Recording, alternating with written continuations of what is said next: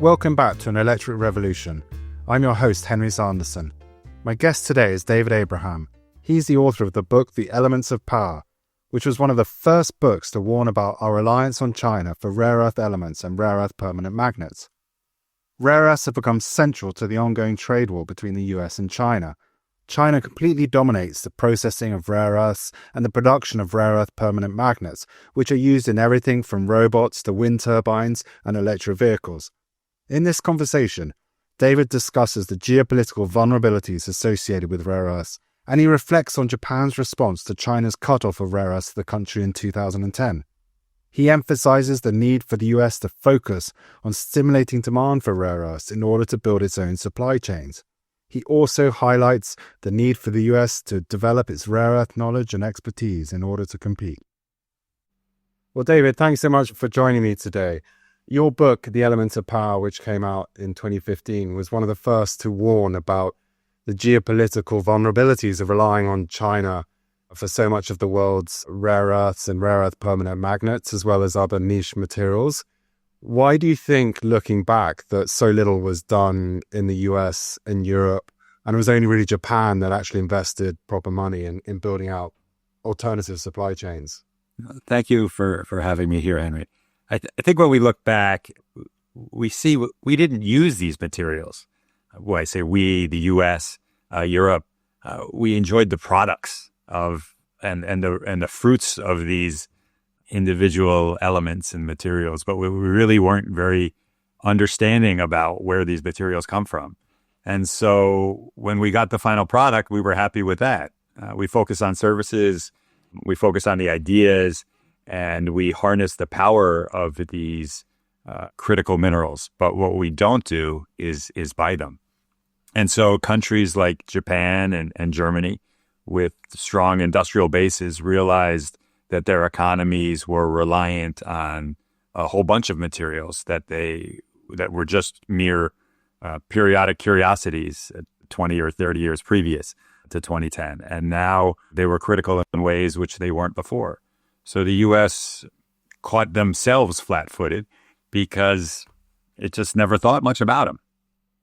And I think one of the interesting things in your book that you talk about was, that was different in the past, right? Before the 1980s and going back to the Second World War, First World War, the US, Europe were very aware about metals, minerals, processing, and the power that came with it, right? Oh, correct. Exactly. Right after the First World War, there was discussions about strategic materials and critical materials, and strategic were the ones that were important to, I believe it was the economy, and critical ones were important to defense. Going up into World War II, there were concerns about alliances and how do we focus on getting materials. Even after the study of World War II, there was a reflection on the U.S. role and how materials were critical. And there was a Paley Commission set up. It produced a set of books over a foot and a half tall on each materials and why they were important. And there were studies that were saying that the war, in many cases for Germany, was over when they couldn't buy the materials and they would have to spend 3 times the amount for iron ore. So there was lots of discussion because back then weapons were, you could see the line between mineral and weapon because you could see the iron. But when weapons are smart, people don't see those connections between the minerals and how they lead to a night vision goggles in the same way that you can see how iron is translated into a tank. And so, going after the 70s, there was this sense that the markets would provide materials to where they needed to be. And I think what you saw from after the oil crisis in the late 70s till about 2010 was that the markets did provide materials to where they needed to be. They were agnostic, if you will. But all of a sudden, when supply chains have become a bit more, for lack of a better word, weaponized, there's now been more concern.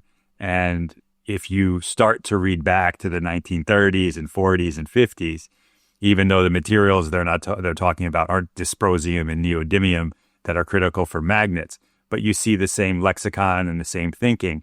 And there's a lot of learning, I think, for policymakers today if they were to go back and look at some of the writings in the 30s and 40s, which seems so far away, but there is a lot of connections that they were drawing then that would be helpful today. And you talk in the book at just a time when, as you said, the West was sort of focusing or letting the market do its job, a more neoliberal mindset. China started to realize what it had domestically with rare earths and started to export rare earths and produce rare earths at, I think, 50 to 60% lower prices than international markets, and actually gave VAT rebates to encourage exports, which essentially destroyed the foreign competition, right? Well, there was this sense back in the 90s they had some materials that were useful, not only to them but to the world. So there was the ability to start using this powers of the state through export restrictions or the allocation of capital to develop these what are now critical mineral markets, rare earths or a whole set of gallium or germanium. And so they did that, and there was a sense that it provided some foreign receipts because they could be able to export it. But really what it started to happen was that there was a large amount of domestic demand. And so the products that they were making back then, the T-shirts, the Christmas lights started to get upgraded. And when that happened, there was a lot more understanding of what these critical minerals were and why they were so important to the future. And what drove China's dominance really wasn't the good geologic fortune for many of these materials, but it was a holistic view of the supply chain and an understanding that these resources have a home in China. And it's not the export of these materials that are going to be important, but it's the use of these materials that is going to be important. And I think that's one lesson in the U.S. and elsewhere that we are not taking to heart at the moment. But I might be jumping ahead a little bit. No, that's interesting, because in your book you cite a Chinese official, Gan Yong, as saying the real value of rare earths is realized in the final product.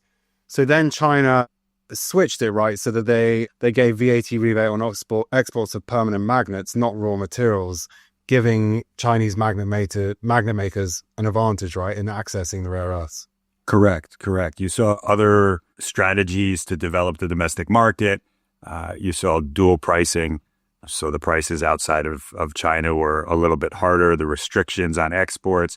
It made it so that companies would bring their operations to China so that they would have a reliable supply of materials. At the same time, they started to set up more production zones. So if you go to Baotou in China, there's a rare earth processing zone. And what you see there is all competition of rare earths right next to each other. And I never quite appreciated it when I was there in 2011.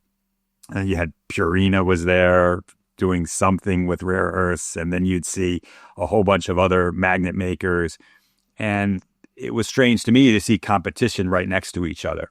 And what I realized looking back on it was a way to iterate when the buyers and the users, and when you could iterate a product and just walk across the street and talk to the manufacturer, they had a faster response time that you wouldn't have if you're in one country and your supplier is in another. And so that supercharged the innovation within the country, those zones. And you look around now into the U.S. or elsewhere, and you don't see those types of production zones and that type of feedback mechanism.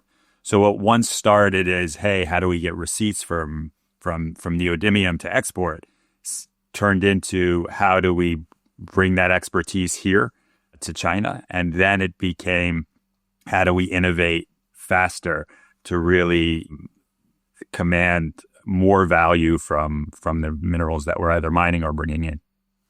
And it's kind of extraordinary. I mean, even Japanese companies moved to China to invest in China, right? And you have this moment in your book where Li Keqiang, the late premier went to Japan, I think 2011, no, maybe earlier, saying, we want you to bring your expertise and your manufacturing to China. Yeah. And here's the crazy part is that in 2011, after this challenging environment where China had cut off access to rare earths to Japan's reaction was twofold.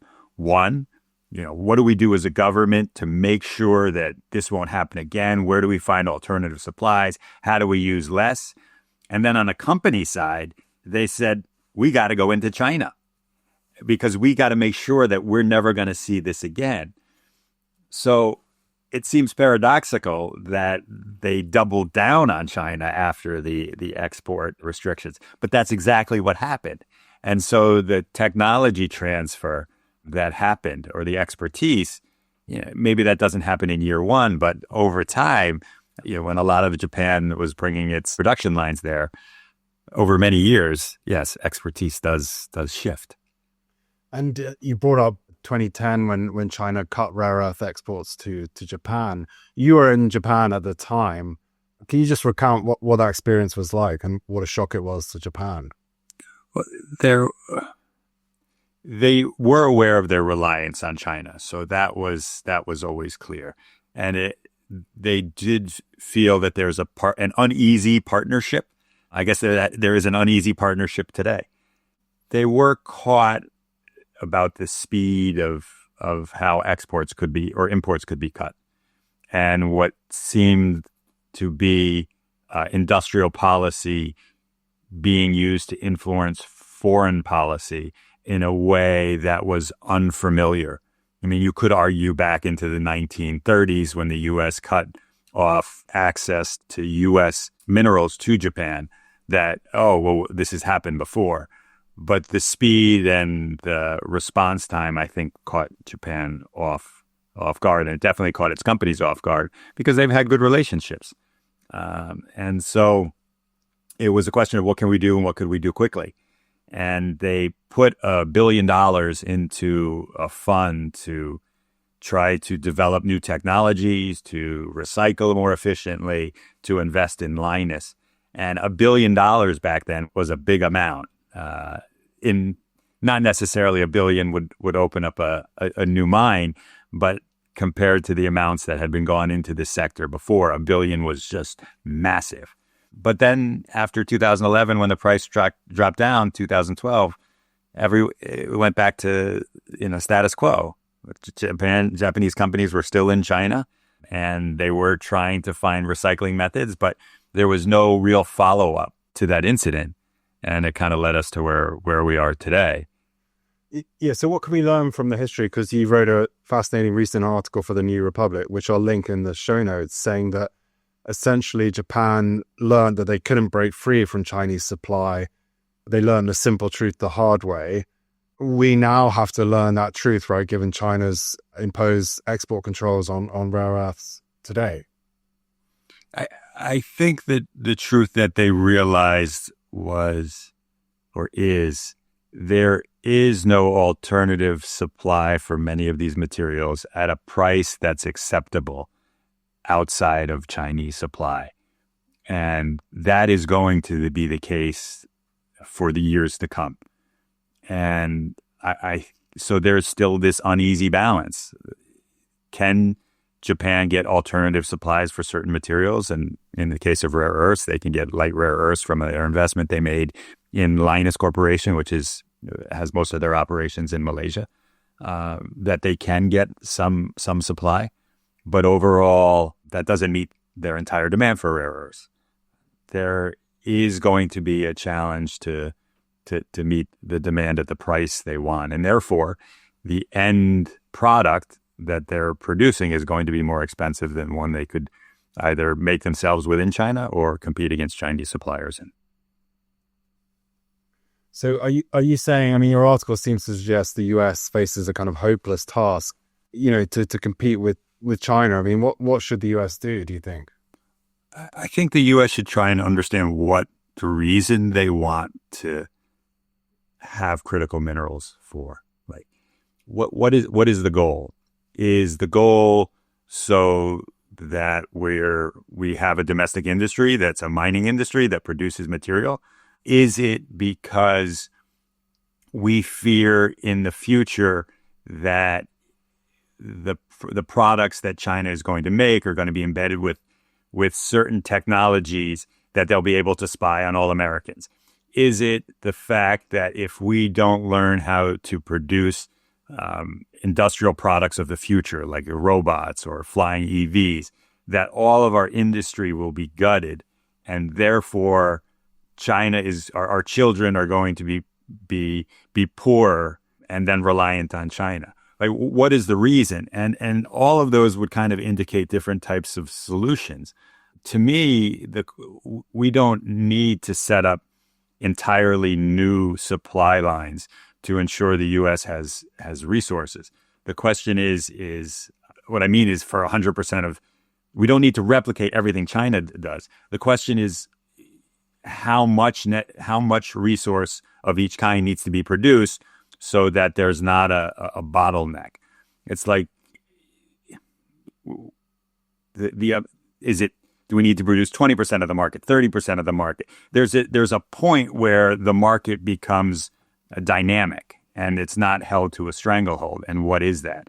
And I could imagine if I were sitting in China and I was a Chinese policymaker and I was thinking from my perspective, this rush to produce material, how does the U.S. fund this mine or that mine, is wonderful for China, because China has been trying to get out of the mining industry for so long. It's taken rare earths, for example. They've stopped producing some of the heavy rare earths that are environmentally taxing and are trying to get that from Myanmar, or they're getting that from Myanmar and Laos, looking at Vietnam and Brazil. How do they get the resources? And so if the rest of the world is trying to produce and rush to build these supply lines, China's the only place where they're going to be buying them and in heavy quantities. So they've got to be thrilled that, in essence, we're going out in a strategy that's subsidizing what they would want. What we really need to start to do is focus on the demand side. Like, what are what are we doing to produce the company, or what are we doing to develop the companies that will rely on these resources? How are we pushing our EV industry? How are we pushing other industries? Because all of those industries, as we start to develop them, the EV industry isn't going to be made by itself. It's going to push the robotics industry. The robotics industry is going to leverage some of the resources to produce the flying vehicle industry. And it's just like, the pizza industry needs tomatoes to make their pizza. But the reason why we can make pizza so cheaply is not because we're just making tomatoes for the pizza industry. It's because we're making tomatoes for salsa and everything else. And so, the example might not be completely apt, but we need to create and make these resources abundant for U.S. or European or other Japanese manufacturers. But it seems that Trump is potentially doing the opposite, right? By cutting tax credits and incentives for EVs and clean energy.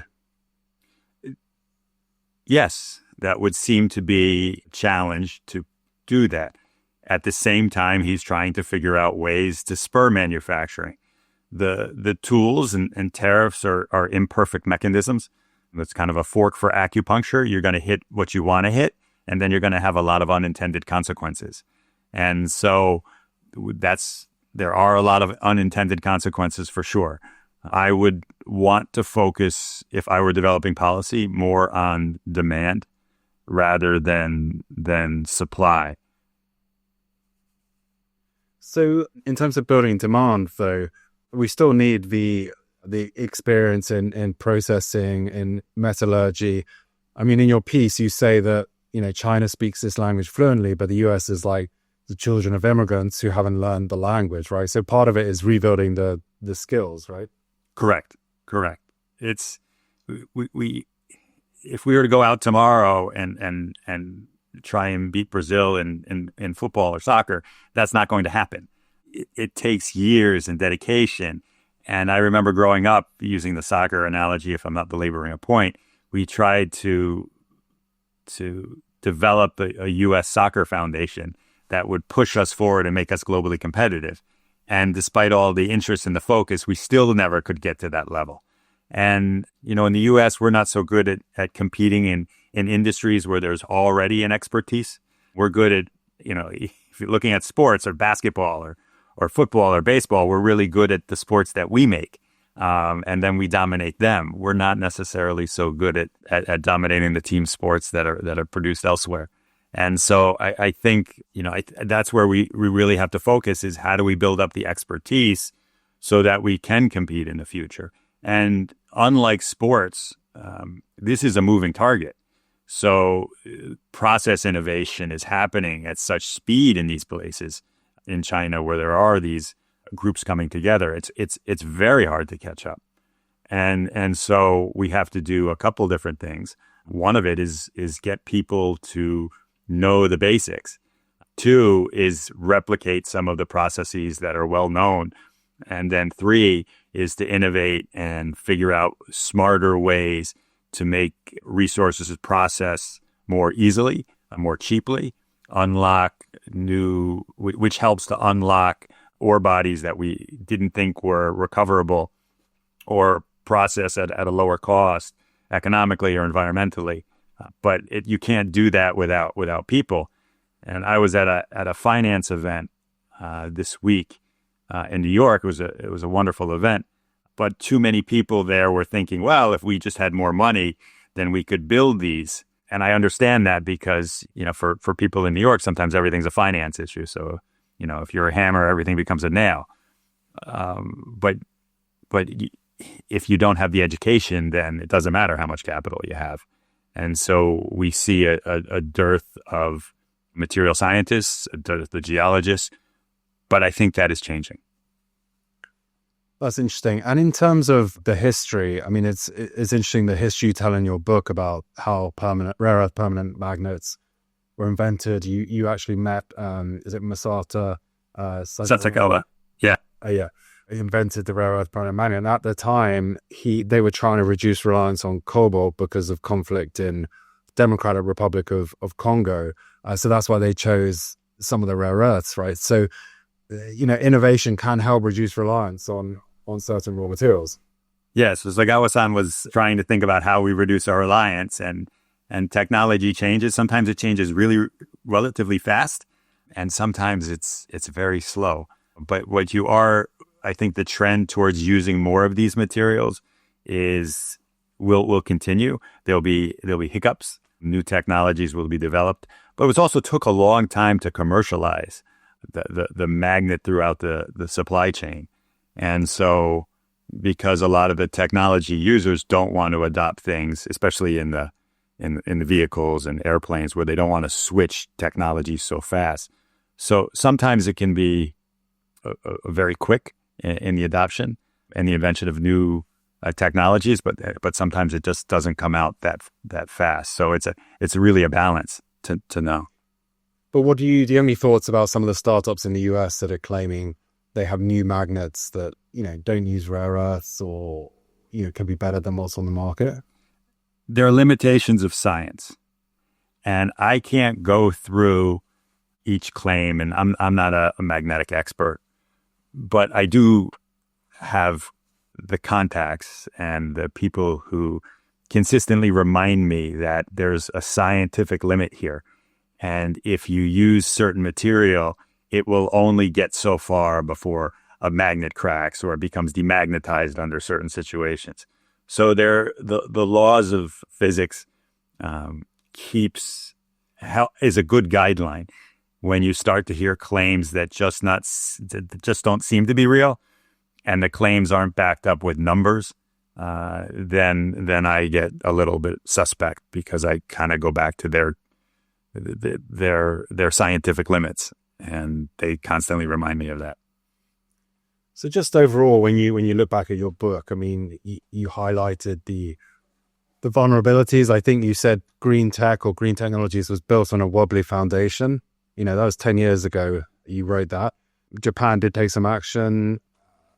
Do you think this time around, now China has shown it's willing to use its rare earth leverage, that we are going to see a more concerted effort by Europe, US to to build some of these industries and supply chains? I would love to see a more solid foundation. I don't know are we kind of at peak critical minerals? We're at a point right now where everything's a critical mineral. Sand is a critical mineral. Iron ore is a critical mineral, and it seems to lose its meaning. But I do know in the development of a mine, at the beginning, there's this big rise in enthusiasm, and there's a lot of progress, and the value of a company could go up because they're in the beginning stages of opening of a mine. But when the mine process is really starting to develop, it's when the company starts to, in essence, lose a lot of value. But that's the point where things really start to happen. It's not on the announcements. It's easy to make an announcement, but it's hard to be able to develop and build something. And so we're now at the stage where we're announcing things. People are becoming aware of the issue. They're saying the right types of things, but this is a long process. We're not going to see any results, even if we are doing the right thing, for many, many years before new supply comes on. And can we sustain the attention? And that's why I go back to one of our previous conversations, is why are we doing this? What is the specific reason? What is the reason to throw billions at developing a mine or a processing facility as opposed to schools or other types of endeavors? And if we don't have a clear reason for that, then it's going to be hard to sustain over a longer period. So I'm optimistic by the enthusiasm. Can it be maintained? And also, should it be maintained at such a high level? It becomes very stressful if we're saying, what do we do? What do we do? And what we need to do takes years to develop. It's really hard to sustain that level of enthusiasm and energy for so long.